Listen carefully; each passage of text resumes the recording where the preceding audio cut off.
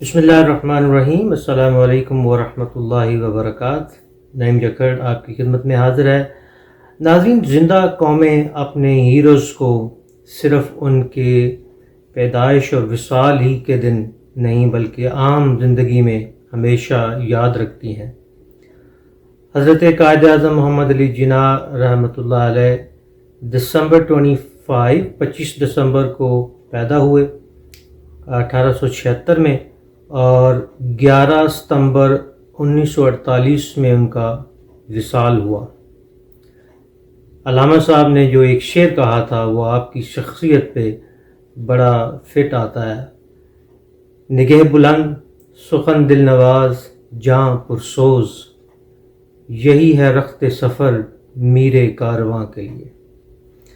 آج ہم بات کریں گے حضرت قائد اعظم کی زندگی کے حوالے سے ذرا مختلف انداز سے، کچھ ایسی معلومات جو پہلے شاید آپ تک نہ پہنچی ہو۔ میں نے اس بارے میں کافی تحقیق کی ہے اور میں انشاءاللہ کچھ حقائق آج آپ کے سامنے اس سلسلے میں رکھنا چاہتا ہوں۔ دیکھیں، جو ابتدائی ریکارڈز ہیں جہاں سے حضرت قائد اعظم نے جس ہائی اسکول سے ہائی اسکول کیا، اس کے مطابق آپ کی تاریخ پیدائش جو ہے وہ اکتوبر 20 1875 ہے، لیکن سروجنی نیڈو جس نے آپ کی پہلی سوانح عمری لکھی، ان کے مطابق حضرت قائد اعظم 25 دسمبر 1876 میں پیدا ہوئے۔ آپ جناح بائی پونجا، آپ کے والد صاحب جو کہ 1857 میں پیدا ہوئے اور 1901 میں ان کا وصال ہوا، ان کی فیملی کے جو 7 ان کے بچے تھے ان میں سے سب سے بڑے تھے۔ اور جناح بائی پونجا جو تھے وہ ایک گجراتی مرچنٹ تھے جو کاٹھیوار سے آ کے یہاں کراچی میں آباد ہوئے۔ آپ کے جو باقی بھائی بہن ہیں ان کے نام احمد علی، بندے علی، رحمت علی، مریم، فاطمہ اور شرین ہیں۔ 1887 میں حضرت قائد اعظم رحمۃ اللہ علیہ کو گریم شپنگ اور ٹریڈنگ کمپنی کی ملازمت کے سلسلے میں لندن جانے کا اتفاق ہوا۔ آپ نے وہیں پہ اپنی وکالت کی تعلیم کا جو آغاز کیا، اور اسی تعلیم کے دوران آپ کی والدہ کا وصال بھی ہوا۔ بہرحال 1896 میں آپ نے لنکن ان سے اپنی وکالت کا جو امتحان ہے وہ پاس کیا، اور جب آپ واپس تشریف لائے تب تک آپ کے والد صاحب کا جو بزنس تھا اس میں انہیں کافی نقصان ہو چکا تھا، تو پھر آپ نے کراچی کی بجائے بمبے میں سیٹل ہونے کا فیصلہ کیا، اور اس وقت جو بار ایسوسی ایشن تھی بامبے کی، آپ اس کی تاریخ کے کم سن ترین وکیل تھے، بہت ذہین، اور چونکہ آپ کو ایک عبور حاصل تھا انگریزی زبان کے اوپر، اور آپ تعلیم بھی حاصل کر کے آئے تھے اور وہاں انگریز کا راج تھا، اس لیے آپ بہت جلدی اعلیٰ پائے کے وکیل جو ہیں ان میں آپ کا شمار ہونے لگا۔ حضرت قائد اعظم نے اپنے سیاسی کیریئر کا آغاز 1896 میں انڈین نیشنل کانگریس کو جوائن کر کے کیا۔ کچھ مسلم لیڈرز کو آپ کی ذہانت اور فطانت اور آپ کے اوصاف کا بہت علم تھا، اور انہوں نے کوشش کی کہ آپ کو انڈین مسلم لیگ میں شامل کیا جائے، جن میں سے سر آغا خان، چودھری رحمت علی اور سر ڈاکٹر علامہ محمد اقبال علیہ رحمت نے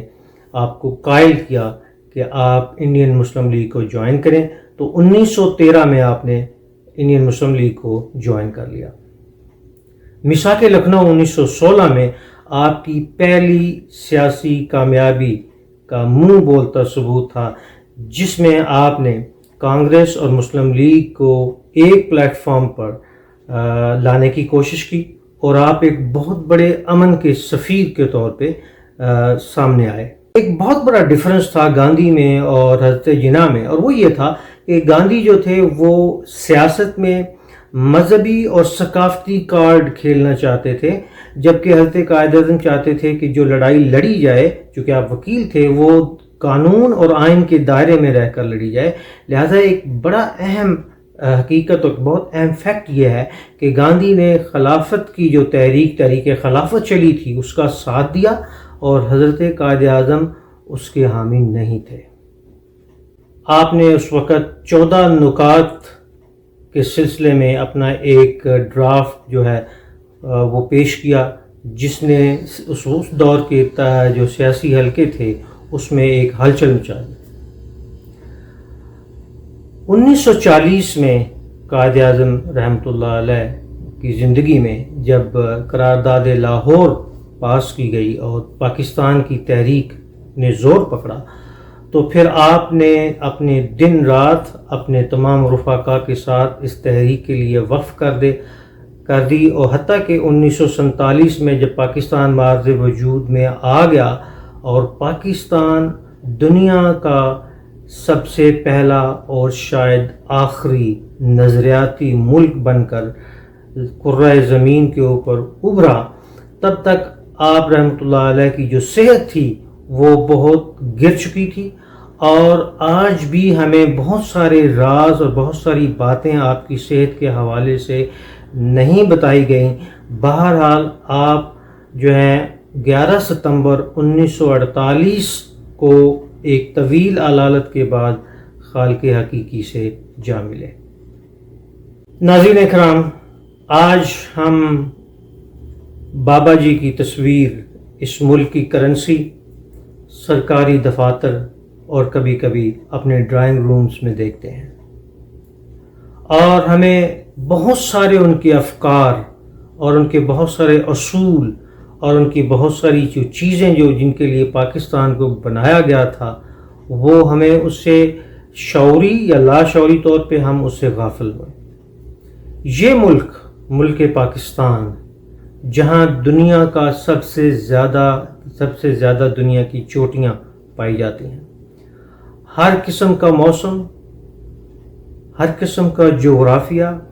اور ہر قسم کے سازگار حالات ہیں، جو دنیا کی پہلی اسلامی ایٹمی طاقت ہے، جہاں دنیا کا سب سے لمبی اور ڈیپ سی پورٹ ہے جس کا نام گوادر ہے، جہاں دنیا کی سب سے بڑی وسیع ایمبولینس سروس جس کا نام ایدی ہے، جہاں دنیا کے 50% سے زیادہ فٹ بال بنتے ہیں، جس کے ترانے کی ٹون دنیا میں مقبولیت اور قبولیت کے حوالے سے نمبر 1 ہے،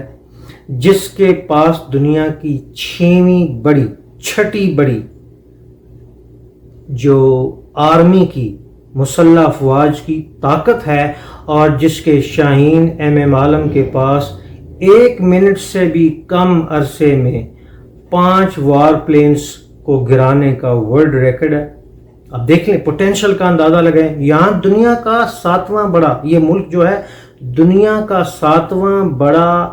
ڈاکٹرز اور انجینئر، سائنٹسٹ اور انجینئرز کی پیداوار کا گڑھ ہے۔ ایشیا کا سب سے بلند ریلوے اسٹیشن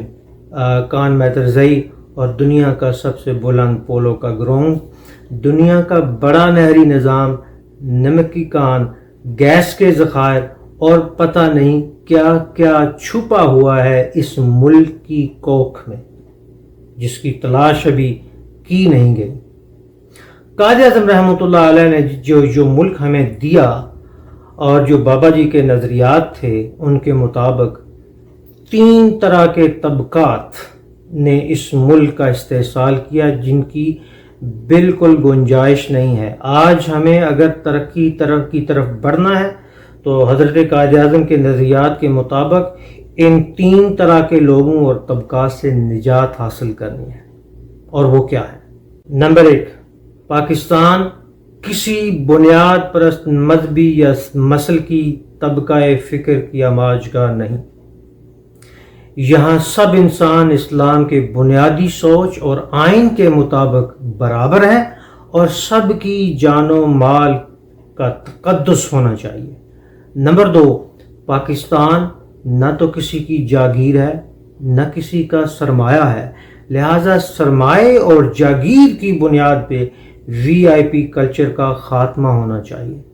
اور نمبر 3، اگر ہم قائد اعظم کے افکار، ان کے اقوال پڑھیں تو ہمیں سمجھ آتی ہے کہ آپ ایک آزاد سویلین گورنمنٹ یعنی جمہوریت کے قائل تھے، اور آپ چاہتے تھے کہ ایک ایسی حکومت ملک میں ہو جس کو عوامی مقبولیت اور قبولیت حاصل ہو، نہ کہ جو کچھ آج کل ہو رہا ہے کہ جہاں پہ جو پارٹی پالیٹکس سے لے کر سول پالیٹکس تک آج بھی ڈکٹیٹرز اور بادشاہوں کی طرح اسے لوگوں کا وراثتی حق سمجھا جاتا ہے۔ جب تک ہم نے ان 3 سوچوں اور ان 3 سوچ رکھنے والے لوگوں سے نجات حاصل نہیں کی، انفارچونیٹلی ہم پاکستان کو اس کا اور پاکستان کی قوم کو اس کا اصلی مقام دلانے میں ناکام رہیں گے۔ ناظرین، قائد اعظم رحمۃ اللہ علیہ کو یاد کرنے کے لیے صرف ان کی پیدائش اور ان کے وصال کا دن ہی کافی نہیں ہے۔ ہمیں ہر لمحہ، ہر لحظہ اور اپنے ملک اور اپنی سماجی اور معاشرتی زندگی کے ہر پہلو میں ان اصول اور قوانین کو اپنانا ہے جن کو اپنی ذات اور کردار کا حصہ بنایا،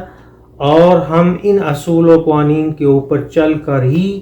ایک دنیا کی قوموں میں ایک ایسی قوم بن سکتے ہیں جس کا دراصل قدرت نے ہمارے ذمے حق لکھ رکھا ہے۔ علیکم السلام ورحمۃ اللہ وبرکاتہ۔ پاکستان زندہ باد۔